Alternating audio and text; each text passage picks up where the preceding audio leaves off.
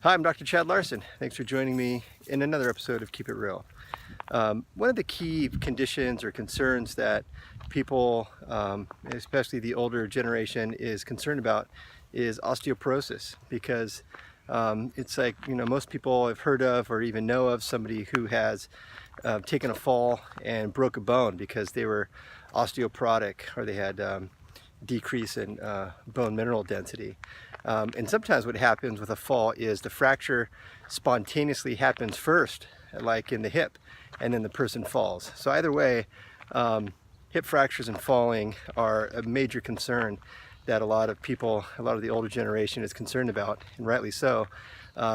Oftentimes after falls like that, the general health really goes down. And so it's something that is largely preventable, and there's a few key things that we should start to consider with improving bone mineral density. So there's an interesting study that was published in a journal called the European Journal of Endocrinology, and this study was published a few months ago, and they studied people who had low bone mineral density, and they evaluated them with something very specific. They just put them on a resistance exercise program.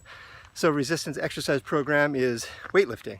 So what they did is they had the participants exercise with a trainer for 60 minutes, and they did that 3 times a week. And the study length was 16 weeks.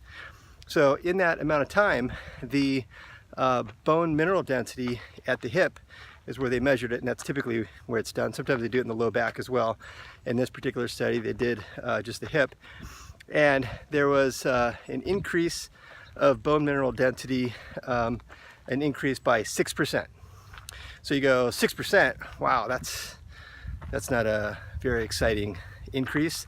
But actually, when you compare that to the commonly prescribed medication for osteopenia and osteoporosis.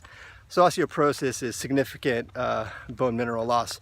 Osteopenia is also bone mineral loss, but just not enough to be diagnosed as osteoporosis. So they're both conditions of loss of bone mineral density, and there's an increased chance of fracture with both of those conditions.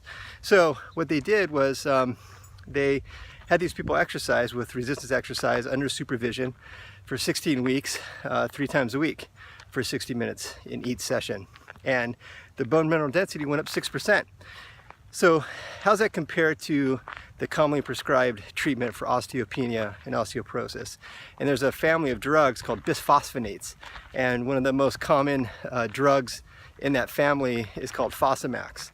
That's the trade name. And so what can you expect when you take Fosamax or the bisphosphonates? What kind of improvement can you expect? So the studies show that after 3 years, there's also about a 6% improvement in bone mineral density of the hip. So all of a sudden, now we look at that 6% from 16 weeks. That's not too shabby.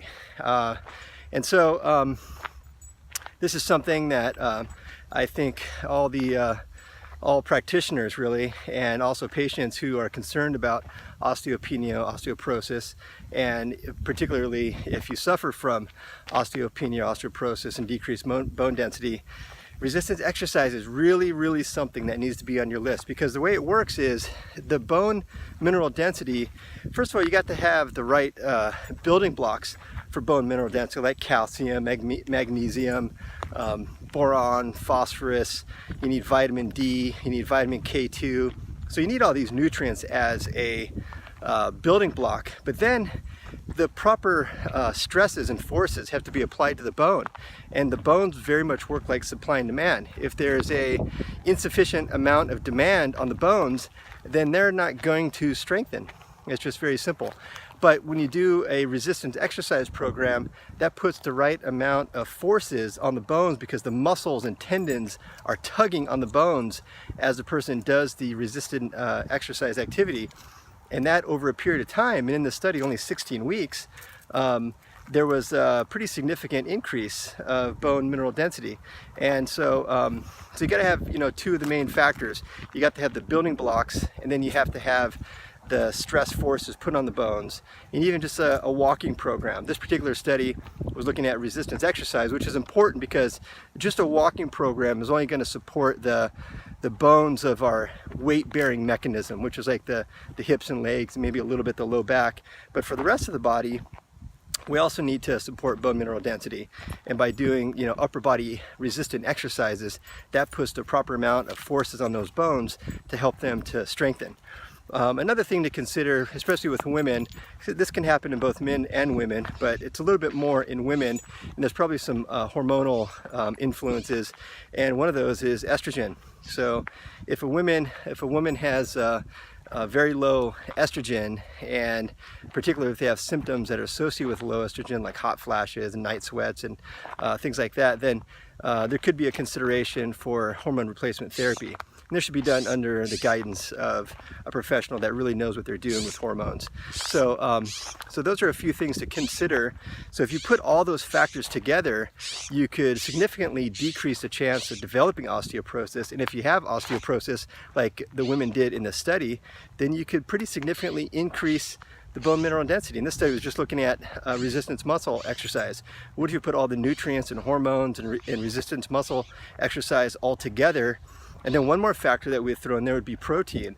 Oftentimes, as we're trying to develop and strengthen and tone the muscles, we need a sufficient amount of building blocks of the muscles, which is protein. And in the older generations, oftentimes protein consumption goes down. And so you want to make sure and get enough protein. Typically, we think of that as a minimum of 0.8 grams per kilogram of body weight.